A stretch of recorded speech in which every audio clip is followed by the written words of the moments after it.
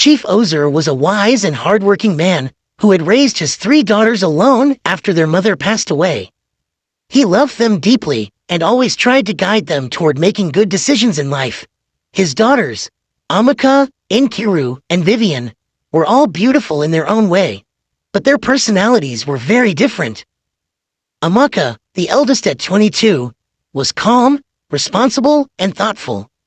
She always listened to their father's advice and believed that love should not be rushed. Nkiru, the middle daughter at 20, was outgoing and loved excitement. She dreamed of romance and wanted to find a man quickly. Vivian, the youngest at 18, was playful and cheerful. She often followed in Nkiru's footsteps, believing that her sister knew best. Chief Ozor always told them, "A wise woman waits for the right man, but a foolish one rushes and regrets."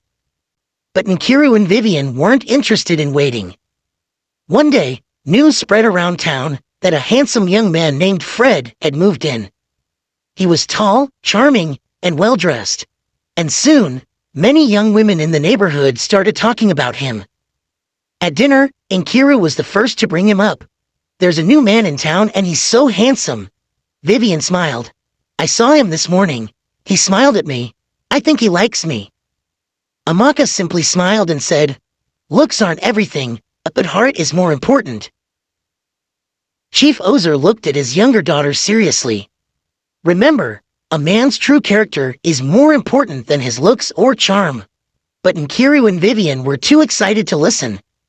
They both wanted Fred attention. Instead of waiting for love to come naturally, both sisters began competing for Fred's heart. Nkiru made sure to dress beautifully whenever she knew he would be around. Vivian decided to cook for Fred, bringing him warm meals and acting as if she were already his wife. Fred, enjoying the attention, accepted their gifts and sweet words, but never said who he liked more. Instead, he played along, letting both girls believe they were special to him. One evening, Nkiru and Vivian got into an argument. "Fred clearly likes me more." "That's not true. He eats the food I bring him," Nkiru said. "A man only eats from a woman he cares about." Amaka shakes her head. "You're both being silly. If he truly cared about either of you, he wouldn't let you fight over him."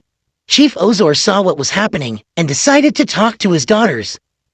One night, he called them into the living room. "My dear daughters, love is not a competition," he said. "A good man will never make you fight for his affection. He will choose you because he truly cares.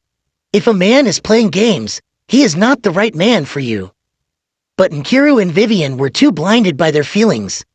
Fred just needs time to decide who he loves more. Chief Ozor sighed. "I hope you will realize the truth before it's too late." A few months passed, and something unexpected happened. Vivian discovered she was pregnant. She locked herself in her room for hours. Amaka noticed something was wrong and knocked on her door. "Vivian, what's wrong?" Amaka asked gently. Vivian hesitated, then whispered, "I'm pregnant."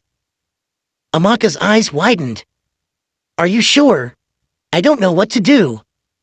"You have to tell Fred," Amaka said. That evening, Vivian nervously went to Fred's house. She knocked on the door, her heart pounding. When Fred opened it, she blurted out, "Fred, I'm pregnant." Instead of happiness, Fred's face turned pale. He took a step back. "That's not my problem." Vivian was shocked. "What? But I thought you loved me." Fred shakes his head. "I never promised you anything. I can't be a father. I have plans for my life." Vivian's voice trembled. "So you're leaving me?" The next morning, Fred was gone. He had packed his bags and left town without telling anyone. Vivian was devastated. She ran home, tears streaming down her face. When she told her father what had happened, she expected him to be angry. Instead, Chief hugged her tightly. "My child, I will never abandon you. I should have listened to you." Nkiru, who had also been chasing Fred, felt guilty. "I was so foolish. I thought Fred was someone special, but he was just a liar." Amaka comforted them both. "We all learn lessons in life. The important thing is that we grow from them. Months passed, gave birth to a beautiful baby boy. She named him Hope, as a reminder that even in hard times, there is always a new beginning. At first, she was scared of being a young mother, but with the help of her father and sisters, she found strength. Meanwhile, Rose, who had always been patient, met a kind and responsible man. He loved her for who she was, and when he asked for her hand in marriage, Mr. Johnson gladly gave his blessing. One day, as Vivian held her baby Hope in her arms, she smiled and said, "True love isn't about competition. It's about patience and finding someone who truly cares." Inkiru nodded. And a real man never runs away from responsibility. From that moment on, they both promised to listen to their father's wisdom. And so, with their father's love and support, they moved forward, stronger and wiser than before.